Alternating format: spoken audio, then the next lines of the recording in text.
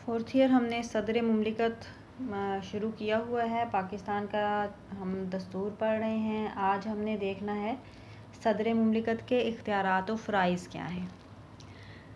तो सदर मुमलिकत का अहदा जैसे हमने देखा था 1973 के आइन के तहत जो बनाया गया था, क्रिएट किया गया था, वो उसमें सदर जो था वो बराए नाम सरबरा था, आइनी सरबरा था। क्योंकि हमने देखा था कि हमने 1973 का आइन पार्लिमानी आइन बनाया और ये पार्लिमानी निज़ाम जो है वो हमने बरतानिया को देखते हुए वहाँ से लिया था।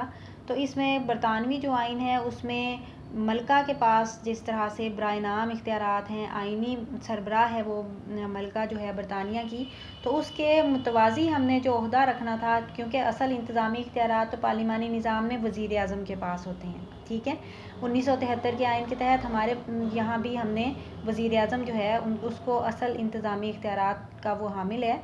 तो उसके मुतवाज़ी जो ओहदा जो मलका के मुतवाज़ी ओहदा हमने क्रिएट किया, उसे सदर का नाम दिया गया उस ओहदे को। ठीक है, तो सदर जो है वो सदर मुमलिकत जो पाकिस्तान का होगा वो आइनी सरबराह होगा, बराए नाम इख्तियारात का मालिक होगा 1973 के आइन के तहत। असल इख्तियारात जो हैं इंतज़ामी वो वज़ीर आज़म के पास होंगे और सदर जो है वो वज़ीर आज़म के मशवरों का पाबंद होगा हर काम के लिए। ठीक है, और उसके मशवरों के मुताबिक जिस तरह से मलका बरतानिया वज़ीर आज़म के मशवरों की पाबंद है, इसी तरह से सदर पाकिस्तान वज़ीर आज़म के मशवरों का पाबंद है। ठीक है लेकिन फिर उसके बाद हम देखते हैं कि 1973 के आइन में मुख्तलिफ़ मौक़े पर इसमें मुख्तलिफ़ किस्म की गुंजाइशें पैदा की गई। जैसे हमने कि 8वीं तरमीम के तहत 58(2)(b) का इख्तियार जब इसमें शामिल किया गया तो उसके तहत सदर जो था उसको ज़्यादा बाइख्तियार बना दिया गया था। वो तमाम असम्बलियाँ जो है, पहले वैसे तो तोड़ने का इख्तियार सिर्फ वज़ीर आज़म के पास होता है, लेकिन 58(2)(b) के तहत सदर को मिल गया। ठीक है, इसी तरह से फिर वो जो 58(2)(b) का इख्तियार दिया गया, फिर 13वीं तरमीम हुई और उसके तहत ये इख्तियार जो है इसको ख़त्म कर दिया गया और दोबारा से वज़ीर आज़म जो था वो ज़्यादा इख्तियारात का मालिक हो गया। लेकिन बाद में हम देखते हैं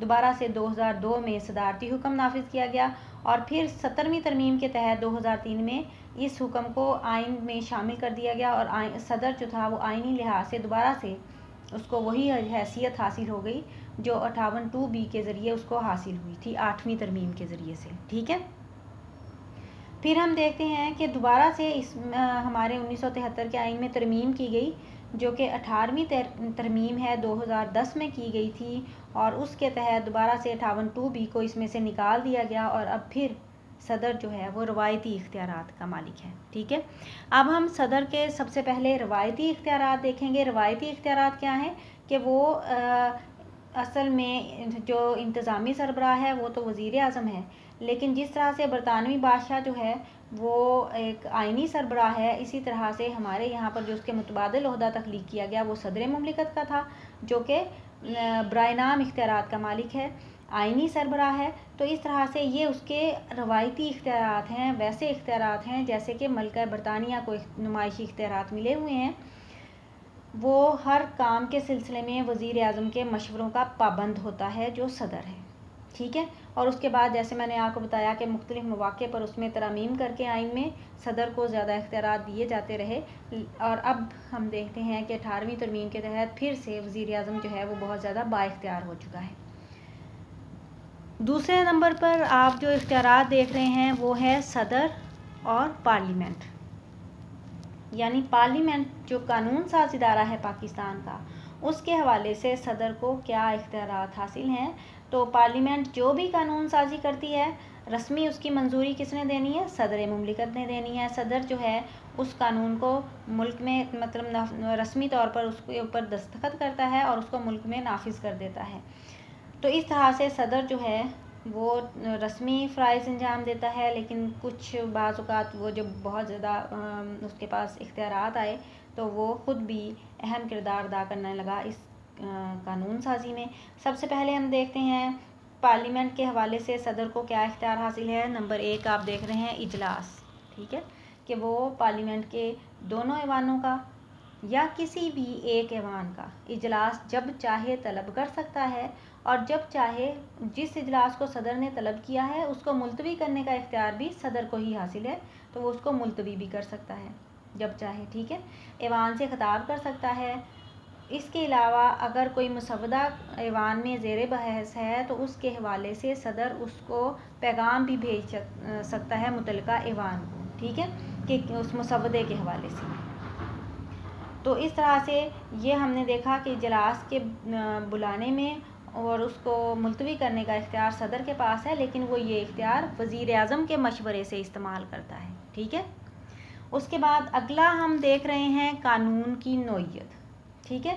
18वीं तरमीम से पहले आइन में जो मरकज़ी अमूर की हमने देखा कि 2 फहरिस्तें हैं, ठीक है। सदर जो है इस बात का फ़ैसला करता था कि कोई मामला फहरिस्त अव्वल के हवाले से है या फहरिस्त दोम के हवाले से है, लेकिन 18वीं तरमीम के ज़रिए से दूसरी लिस्ट जो है वो ख़त्म कर दी गई है, ठीक है। उसके बाद हम देखते हैं अगला पॉइंट जो है वो मुसव्वदात की मंजूरी है। जैसे हमने देखा कि पार्लियामेंट के दोनों ऐवान जो कानून जो भी मसवदा पास करके भेजते हैं वो हतमी मंजूरी के लिए सदर के पास जाता है, ठीक है। तो सदर उसके ऊपर दस्तखत करके उसको हतमी मंजूरी दे देता है, और अगर सदर चाहे कि तो वो उसको मंजूर कर ले, और अगर ना चाहे तो दोबारा नज़रसानी के लिए पार्लियामेंट को भेज सकता है, ठीक है। अगर पार्लियामेंट अपने मुश्तरका इजलास बुलाए और आम अक्सरियत से दोबारा से मसवदे को पास कर ले तो फिर सदर की मंजूरी की ज़रूरत नहीं रहती, वो वैसे ही कानून बन जाता है। और अगर मसवदा 30 दिन तक सदर के पास पड़ा रहता है और वो कोई उसके बारे में फ़ैसला नहीं करता तो वो मसवदा जो है ख़ुद ब खुद कानून बन जाता है, ठीक है। और सदर जो है वो, जैसे मैंने आपको बताया, किसी मसवदे को के बारे में वो अपनी तजावीज़ भी भेज सकता है ऐवान में, ठीक है। उसके बाद हम अगला देख रहे हैं पॉइंट, वो है कौमी असम्बली की तनसीख, ठीक है। जैसे हमने देखा कि हमारी जो दूसरा ऐवान है पार्लियामेंट का, यानी कौमी असम्बली, ऐवान बाला सेनेट तो मुस्तकिल इदारा है, उसकी 6 साल मुद्दत है। वो हमने देखा था कि हर 3 साल बाद आधे अरकान रिटायर हो जाते हैं और नए आधे आ जाते हैं, लेकिन कौमी असम्बली जो है उसकी मियाद कितनी है, 5 साल है। उसे 5 साल के लिए मुंतखब किया जाता है, और इसमें हम देखते हैं कि सदर को उसकी तनसीख का इख्तियार जो है वो हासिल है कि अगर वज़ीर आज़म सदर को ये मशवरा दे देता है कि कौमी असम्बली तोड़ दी जाए, ठीक है, तो सदर जो है कौमी असम्बली को तोड़ देगा। और अगर सदर उस मशवरे पर अमल नहीं करता, कौमी असम्बली को नहीं तोड़ता, तो वज़ीर आज़म के मशवरे देने के 48 घंटे के बाद ख़ुद ही कौमी असम्बली टूट जाती है, ठीक है। लेकिन इस बारे में एक बात ये भी ज़हन में रखनी है कि अगर वज़ीर आज़म के ख़िलाफ़ अदम एतमाद की तहरीक असम्बली में पेश हो चुकी है तो वो वज़ीर आज़म जो है वो मशवरा नहीं दे सकता कौमी असम्बली को तोड़ने का, ठीक है। तो ये हमने देखा कौमी असम्बली की तनसीख के हवाले से कि सदर को क्या इख्तियार हासिल है, ठीक है। जैसे हमने देखा कि 58(2)B जो 8वीं तरमीम थी और जो 17वीं तरमीम थी, उसके तहत सदर जो है वो बग़ैर वज़ीर आज़म के मशवरे से अपनी मर्ज़ी से भी कौमी असम्बली को मनसूख कर सकता था, लेकिन अब उसके पास ये इख्तियार हासिल नहीं है, ये उसको इख्तियार, ठीक है। अब हम देखेंगे अगला पॉइंट जो है वो है सदर और मुल्की इंतज़ामी, यानी इंतज़ामी शोबे के हवाले से सदर के पास क्या इख्तियार हैं। तो ये हम देखेंगे कि इंतज़ामिया के फ़ैसलों जो भी होते हैं उसको सदर अपनी दस्तखतों के ज़रिए से नाफिज करता है, और जैसे हमने देखा कि उसकी हैसियत यहाँ पर रस्मी है। काबीना जो भी फ़ैसले करेगी, वज़ीर आज़म जो भी मशवरा देगा, वो उसका पाबंद है सदर उसके ऊपर अमल दरामद करने की। लेकिन 8वीं तरमीम के तहत, 2002 के सदारती हुक्मनामे के तहत, 17वीं तरमीम के तहत सदर जो था वो बहुत बाइख्तियार था और वो ख़ुद से सारे फ़ैसले कर सकता था। लेकिन जब से 2010 में जब 18वीं तरमीम पास हुई, 58(2)B को ख़त्म कर दिया गया, अब सदर दोबारा से बराए नाम हैसियत का मालिक हो गया है, ठीक है। अब हम देखते हैं वज़ीर आज़म का चुनाव है कि जो 1985 में तरमीम की से पहले वज़ीर आज़म का चुनाव जो था वो कौमी असम्बली के अरकान को हासिल था कि वो ख़ुद मुंतखब करेंगे किसी एक फ़र्द को जो वज़ीर आज़म बनेगा, ठीक है। बाद में ये इख्तियार जो है वो सदर को दे दिया गया था कि सदर जो है वो नामज़द करेगा जिसको भी उसने सदर वज़ीर आज़म बनाना होगा, और ये इख्तियार सदर के पास 20 मार्च 1990 तक रहेगा। यानी 20 मार्च 1990 तक सदर ने ये इख्तियार इस्तेमाल किया कि वो किसी भी, इस तरह से सदर को अपनी मर्ज़ी करने का इख्तियार मिल जाता था कि वो किस बंदे को वज़ीर आज़म बनाना चाहता है। जैसे हम देखते हैं कि 1988 में जब बेनज़ीर भुट्टो को वज़ीर आज़म बनाया गया तो उसे बेनज़ीर भुट्टो को नामज़द सदर ने ही किया था, ठीक है। और कौमी असम्बली ने उस पर एतमाद का इजहार किया था। यानी किस तरह से नामज़द सदर कर देता है और कौमी असम्बली वोट डालकर अपने एतमाद का इजहार कर देती है। तो इस तरह से वो वज़ीर आज़म उसको बेनज़ीर को बनाया गया था। लेकिन 1990 में कौमी असम्बली ने ख़ुद जब नवाज़ शरीफ को वज़ीर आज़म चुना था, उससे नवाज़ शरीफ को सदर ने नामज़द नहीं किया था क्योंकि उस वक़्त तक वो मुद्दत गुज़र चुकी थी, ठीक है। अब हम देखते हैं कि ये इख्तियार जो है वो असम्बली के पास ही है। और जैसे मैंने आपको बताया कि 58(2)B के तहत ये इख्तियार जो है वो सदर के पास जाता है कि वो और 8वीं तरमीम के तहत 2002 के हुक्मनामा और के तहत ये सदर के पास गया था इख्तियार कि वो नामज़द करेगा वज़ीर आज़म को। अब जब से 18वीं तरमीम हुई है तो ये इख्तियार ख़त्म कर दिया गया है और अब दोबारा से ये इख्तियार जो है वो कौमी असम्बली के पास है कि वो वज़ीर आज़म को मुंतखब करती है। अब हम अगला पॉइंट देख रहे हैं, वो है काबीना की मंजूरी, ठीक है। वज़ीर आज़म अपनी जब उसे बना लिया जाता है, नामज़द कर लिया जाता है और वो सदर मुमलिकत के सामने अपना हलफ़ उठा लेता है, तो उसके बाद उसका जो सबसे अहम काम होता है वो अपनी काबीना का चुनाव होता है, ठीक है। वो काबीना की तश्कील अमल में लाता है, उसके लिए वो वज़रा का चुनाव करता है, वो अपनी ज़ाती पसंद के मुताबिक वज़रा का चुनाव करता है। अपनी हुक्मरान के वो ये भी देखता है कि उसकी जो सियासी जमात है उसमें जो अहम लोग हैं उनको वो उसमें ज़रूर लाए, इलाक़ाई नुमाइंदगी होनी चाहिए और सियासी मसलहतों को भी देखते हुए, यानी बहुत एक अहम काम होता है काबीना बनाना। वो काबीना के अरकान की एक हतमी फ़हरिस्त तैयार कर लेता है और उसको सदर के पास फिर मंजूरी के लिए भेजता है। अगर सदर को किसी काबीना के मेंबर को कोई इतराज़ हो तो उन दोनों आपस में सदर और वज़ीर आज़म के मशवरे से उसको तब्दील भी किया जा सकता है, ठीक है।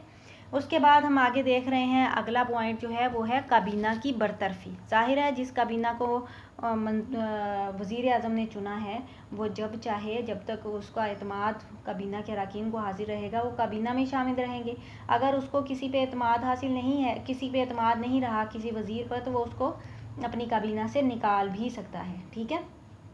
तो इस तरह से ये हमने देखा कि वज़ीर आज़म जो है वो इसी तरह से ये हम सदर के हवाले से देख रहे हैं कि अगर सदर महसूस करता है कि वज़ीर आज़म को कौमी असम्बली के अरकान की अक्सरियत का एतमाद हासिल नहीं रहा, तो फिर वो क्या करता है, वो वज़ीर आज़म से कहता है कि अपनी असम्बली से एतमाद का वोट हासिल करे, ये उसे कह सकता है, ठीक है।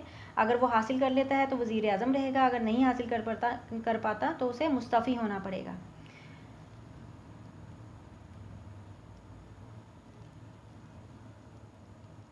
इसके बाद हम देखते हैं अगला जो हमारा पॉइंट है वो है रेफरेंडम का इख्तियार, ठीक है।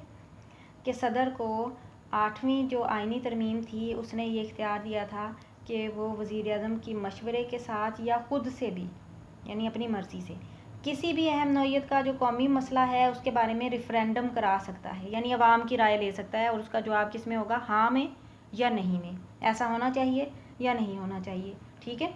तो रेफरेंडम का हक़ जो है वो सदर के पास है और वो अगर किसी अहम मामले पर आवाम से राय लेना चाहे तो वो ले सकता है। आर्डीनेंस है कि अगर पार्लियामेंट, बाज़-औक़ात ऐसा होता है पार्लियामेंट का इजलास नहीं हो रहा होता, तो उस वक्त में क्या होता है कि पार्लियामेंट का इजलास ना हो रहा हो तो सदर जो है वो आर्डीनेंस नाफिज़ कर सकता है, ठीक है। यानी अपना हुक्म जो है वो जारी कर सकता है और ये वो वज़ीर आज़म के मशवरे से करता है आर्डीनेंस का नफाज़, ठीक है। आर्डीनेंस जो है वो 2 महीने के लिए कंटिन्यू रखा जा सकता है, 2 महीने के बाद वो खुद ब खुद ख़त्म हो जाएगा। लेकिन अगर कौमी असम्बली से तौसीक़ हासिल कर ली गई है तो इस मुद्दत को में इजाफ़ा हो जाता है और उसे 4 माह के लिए यानी उसमें इजाफ़ा हो जाता है, फिर वो 4 माह के लिए ऑर्डिनेंस जो है वो रह सकता है और जब भी सदर चाहे उस ऑर्डिनेंस को वापस ले सकता है।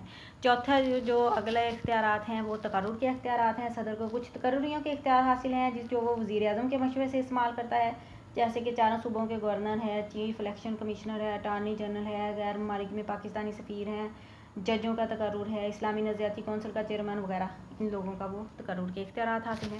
ख़ारजा अमूर और सदर है कि कुछ जो ख़ारजा अमूर के बारे में जो सदर को इख्तियार हासिल है कि वो सफ़ीरों का तकर्रुर करता है तमाम ममालिक में। ख़ारजा पॉलिसी के बुनियादी उसूलों की तश्कील करते वक़्त सदर और वज़ीर आज़म आपस में मशवरा करते हैं, ठीक है।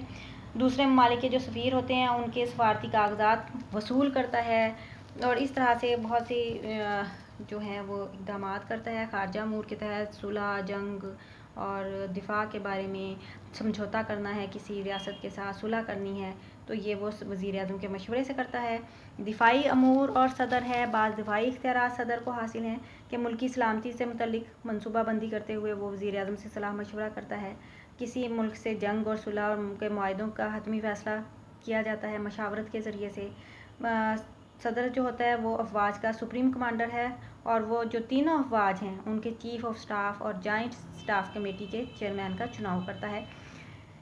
उसके बाद हम देखते हैं जो अदलिया के हवाले से सदर को इख्तियार हासिल हैं सब, तो उसमें क्या है कि जजों का तकर्रुर करने का इख्तियार सदर को हासिल है। हाई कोर्ट और चीफ जस्टिस का, सुप्रीम कोर्ट के चीफ जस्टिस का और आम जजों का तकर्रुर करते हुए वो वज़ीर-ए-आज़म के मशवरे के बाद जजों का तकर्रुर करता है। और अब 18वीं तरमीम के तहत एक जुडिशल कमीशन तश्कील दिया गया है जो जजों का तकर्रुर करेगा।